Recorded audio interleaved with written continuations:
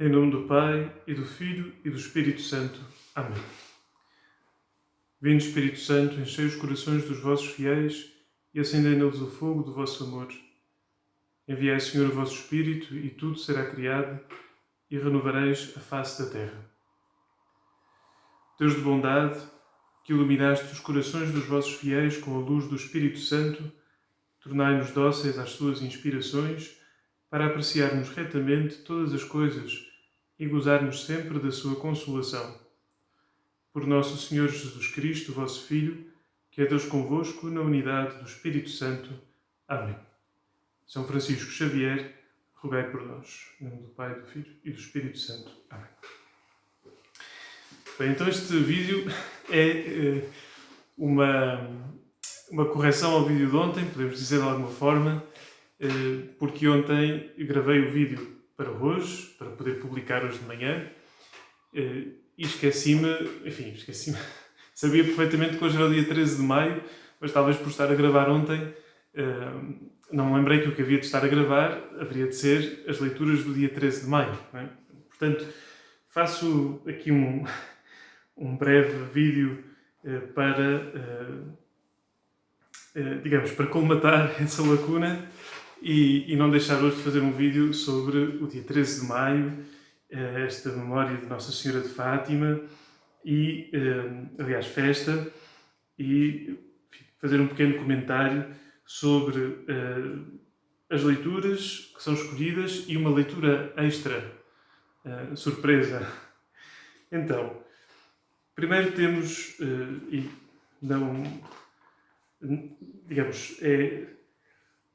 não vou saltar, não vou ler só o Evangelho, vou também ler a primeira leitura, que é tirada do livro do Apocalipse. E diz o seguinte: Eu, João, vi um novo céu e uma nova terra, porque o primeiro céu e a primeira terra tinham desaparecido, e o mar já não existia. Vi também a cidade santa, a nova Jerusalém, que descia do céu da presença de Deus, bela como noiva adornada para o seu esposo. Do trono ouvi uma voz forte que dizia: Eis a morada de Deus com os homens. Deus habitará com os homens, eles serão o seu povo, e o próprio Deus, no meio deles, será o seu Deus. Ele enxugará todas as lágrimas dos seus olhos. Nunca mais haverá morte, nem luto, nem gemidos, nem dor, porque o mundo antigo desapareceu. Disse então aquele que estava sentado no trono: Vou renovar todas as coisas. E depois o Evangelho diz-nos sobre aquele momento em que Jesus está na cruz e nos entrega Maria como mãe, diz o seguinte: Estavam junto à cruz de Jesus sua mãe, a irmã de sua mãe, Maria, mulher de Cleofas, e Maria Madalena. Ao ver sua mãe e o discípulo predileto, Jesus disse à sua mãe: Mulher, eis o teu filho. Depois disse ao discípulo: Eis a tua mãe. E a partir daquela hora, o discípulo recebeu-a em sua casa. Então, são duas leituras escolhidas para o dia de hoje. Não são as leituras da féria, que foram as que eu comentei no vídeo da féria, ou seja, o dia normal, digamos assim, quarta-feira desta quinta semana. São leituras próprias da festa de Nossa Senhora de Fátima. E, portanto, se são próprias, significa que foram escolhidas para esta ocasião. E, portanto, há uma relação de ter, em parte, com Nossa Senhora e depois também, em concreto, com as suas aparições em Fátima. Na primeira leitura, não nos aparece propriamente, pelo menos de forma tão evidente, Nossa Senhora como aparece depois no Evangelho, junto à cruz. Aparece esta cidade santa que desce do céu, da presença de Deus, bela como noiva adornada para o seu esposo. Aqui temos uma referência a uma figura feminina, embora o que deixa seja uma cidade, não é? Seja a Nova Jerusalém. Mas há aqui uma comparação com uma figura feminina da noiva adornada para o seu esposo. E do trono ouve-se esta voz: Eis a morada de Deus com os homens, Deus habitará com os homens. Muito bem, então esta cidade santa, esta Jerusalém que desce do céu, em primeiro lugar, é a Igreja. Em primeiro lugar, é a Igreja que está, portanto, todos os santos e bem-aventurados e todos aqueles que estão junto de Deus, no céu, aquilo que chamamos a Igreja Triunfante. Não é? Normalmente faz-se esta distinção entre a Igreja militante, que é aquela que, digamos, está para cá da morte, somos nós, e que procuramos levar por diante a vida cristã e o anúncio do Evangelho e o seguimento de Jesus. Portanto, essa é a Igreja militante. Depois a Igreja padecente ou purgante, que é a que está no purgatório, em purificação para entrar no céu. E depois a Igreja triunfante, que é aquela que já está na glória de Deus, a Igreja que está no céu, já contemplando Deus face a face. Então é esta Jerusalém celeste, esta cidade santa, portanto, uma cidade onde já não existe mal, mancha de pecado, portanto, toda ela purificada, toda ela pura e santa diante de Deus, partilhando com ela a alegria e a glória da vida eterna. Não é? Bom, é esta que desce do céu da presença de Deus. Por um lado, aqui também, evidentemente, algo que desce do céu como uma noiva adornada para o seu esposo, escolhido para o dia de Nossa Senhora de Fátima, podemos aqui encontrar também, digamos, uma comparação com a Nossa Senhora, com estas aparições em Fátima, porque Nossa Senhora é a figura da Igreja por excelência, não é? Digamos, o rosto da Igreja, que tem tantos rostos, não é? Mas se tivermos que escolher um, é o rosto de Maria, não é? A esposa fiel de Deus, etc. Portanto, Maria é o ícone da Igreja, não é? Até a mãe da Igreja, dizemos nós. Portanto, e podemos, não é, imaginar que Nossa Senhora descendo à cova da Iria, nesta aparição, não é? Podemos ver aqui, não é, esta, digamos, uma embaixadora da Jerusalém Celeste e que vem da presença de Deus para nos dar uma mensagem. Não é?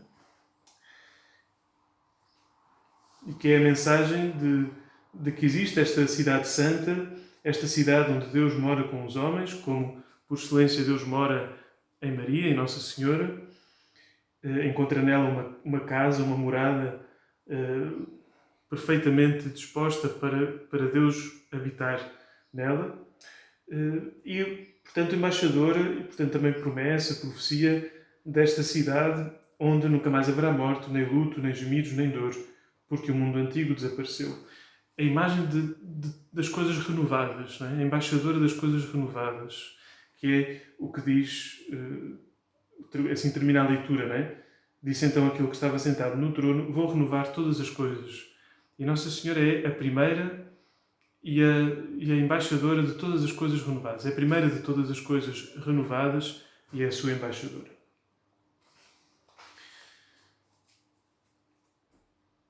Cruzando isto com o Evangelho, não é? Em que Jesus dá a João, ao discípulo amado, Maria como mãe, e dá a Maria, João, ao discípulo amado, como seu filho, vemos também como, tanto num como no outro, estão a Igreja. Não é?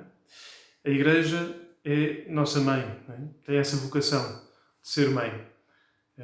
Por isso, já de certeza ouvimos a expressão a Santa Mãe Igreja ou a Santa Madre Igreja. Não é? Portanto, a Igreja como nossa mãe, que cuida de nós, que nos ensina, que procura o nosso melhor interesse, etc.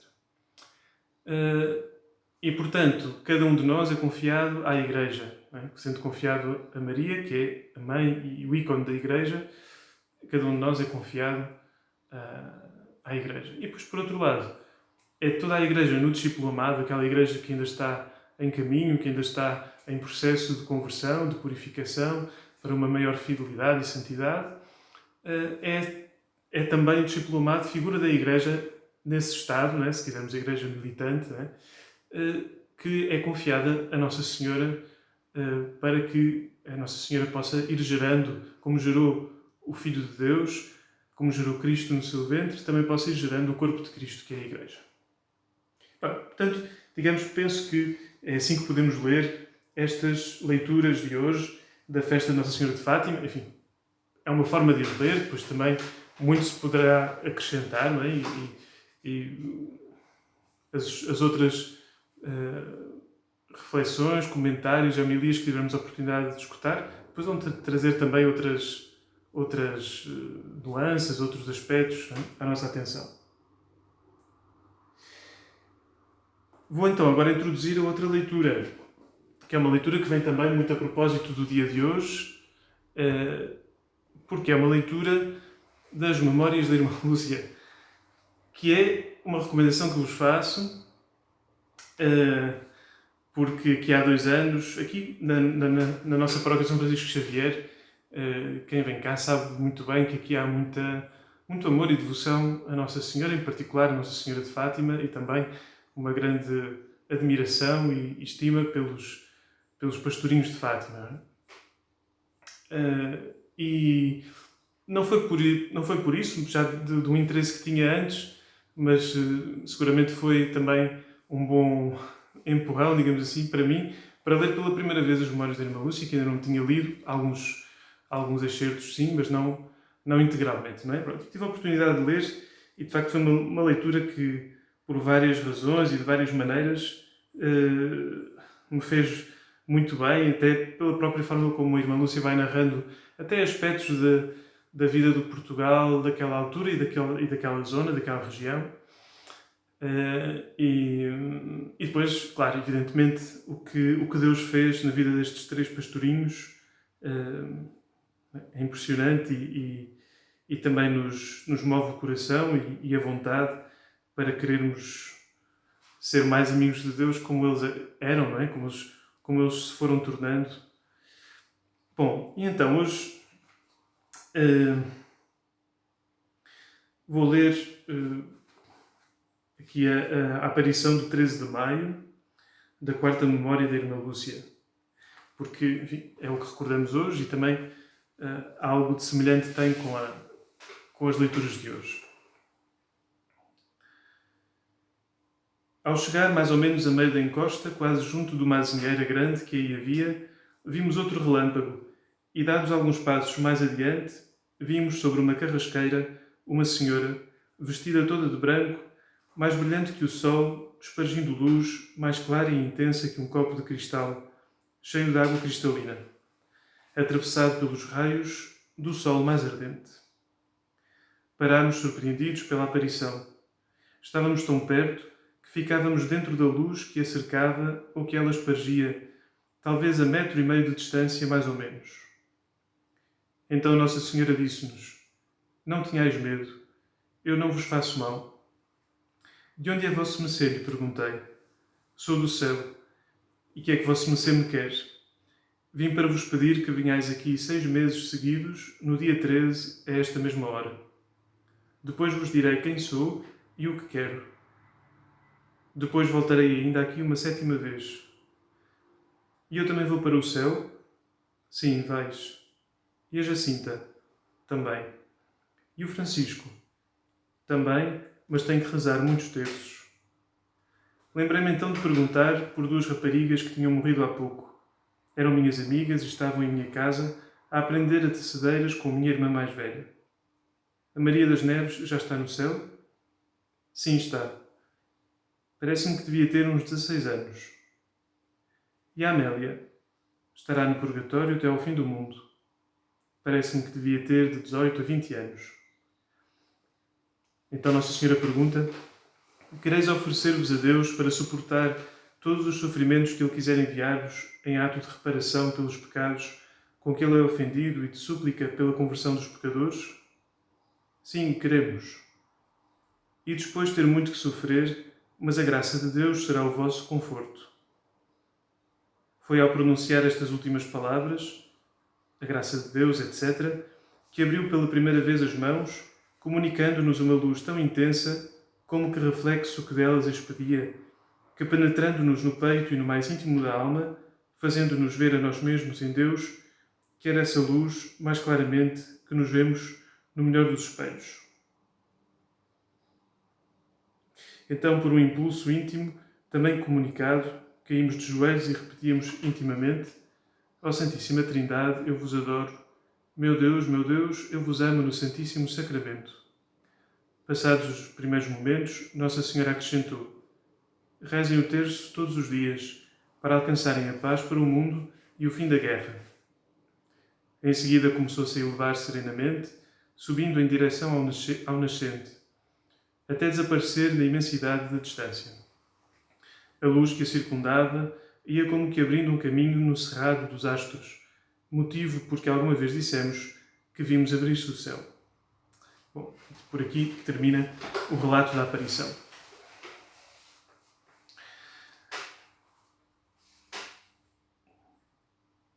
Então, algumas coisas, esperando não me dispersar muito, mas primeiro, antes de mais, esta frase que encontramos tantas vezes na Bíblia, não é? Não tenhais medo. Tantas vezes, seja no Antigo como no Novo Testamento, muitas vezes, digamos, nas palavras de Jesus, não tenhais medo, não temas, não temais, não se perturbe o vosso coração, ouvíamos aqui há dias no Evangelho. Também Nossa Senhora diz, não tenhais medo.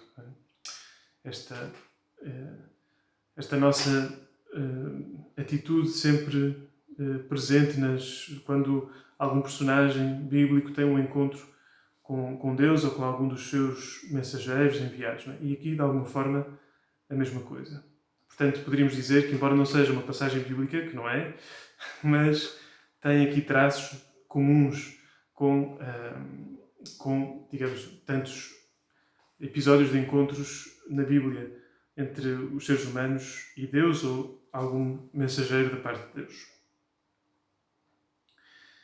Depois, queria só, penso que, sem me esquecer do que queria dizer, penso que eram dois aspectos que queria ressaltar, que queria destacar, que são, por um lado, esta luz. Não é? Esta luz que está em Nossa Senhora,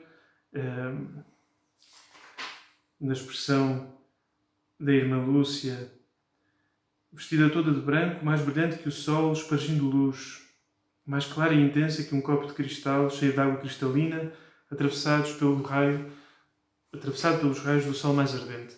Portanto, podemos imaginar que Nossa Senhora, ou digamos, terá sido algo assim, não é?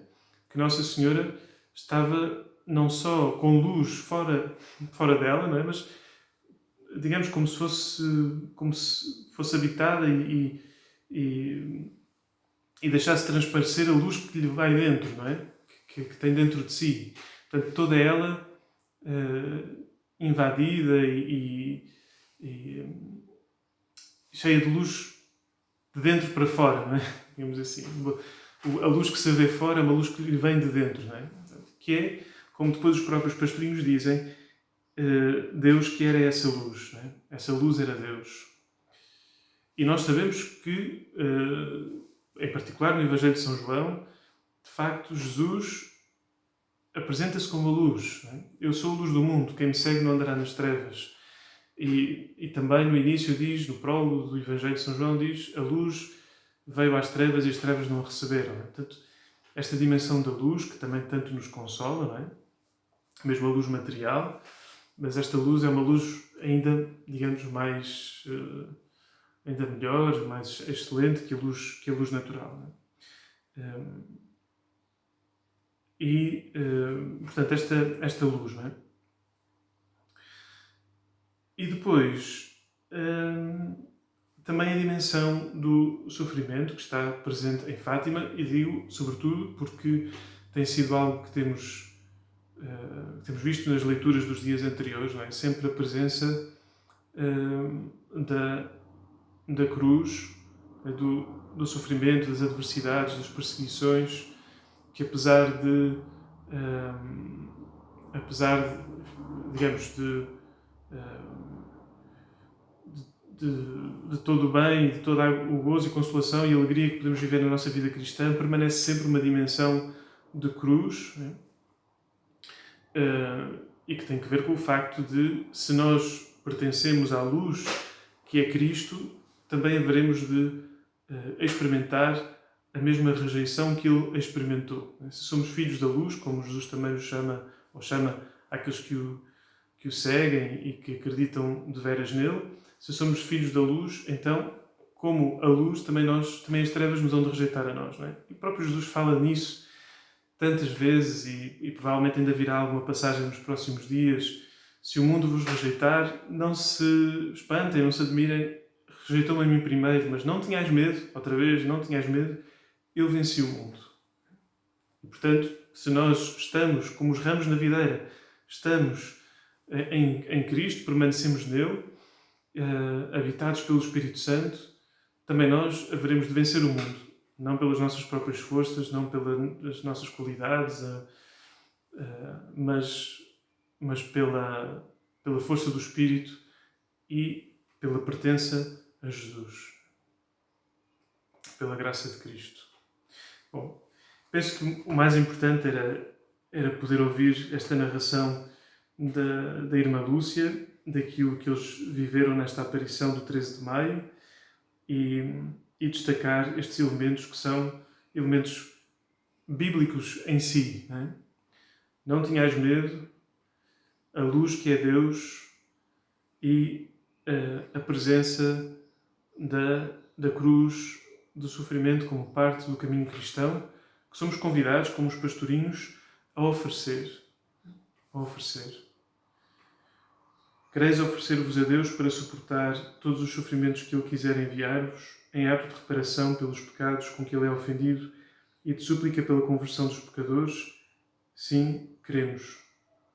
Parece aquelas perguntas, às vezes, quando há alguma liturgia especial, de um batismo, de uma ordenação, de um casamento, e há assim umas respostas: sim, queremos, não é? Sim, creio, sim, renuncio, sim, tal. Aqui, sim, queremos, não é?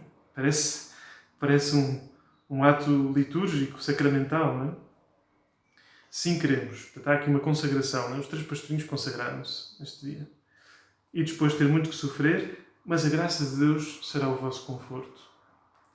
Então, se os pastorinhos, com a pouca idade que tinham, mas não por isso menos conscientes daquilo também que estavam a dizer, se eles se ofereceram, se eles quiseram, e se depois de terem dito sim, queremos, não voltaram atrás quando apareceram as perseguições, não é? Lembremos-nos quando os ameaçaram de morte, não é? E de os queimarem em azeite a ferver, não recuaram. Não é? É impressionante. Não recuaram, estavam, mesmo que tenha sido dito só para os assustar, eles, achando que era certo, estavam prontos, no fundo, a sofrer o martírio, não é? Com tão pouca idade e já com tanta mais coragem do que eu e, se calhar, enfim, do que a maioria de nós. E por isso não foi por ingenuidade que eles disseram que sim. Não foi uma ingenuidade da qual nós depois nos arrependemos. Para que é que eu fui dizer que sim? Agora mais vale voltar atrás, ou faço, mas faço contrariado. Não. Em nenhum momento se mostram arrependidos de terem aceitado este oferecimento. E isto diz tanto. Diz tanto deles, diz tanto de nós, na medida em que somos ou não capazes de viver a mesma coisa.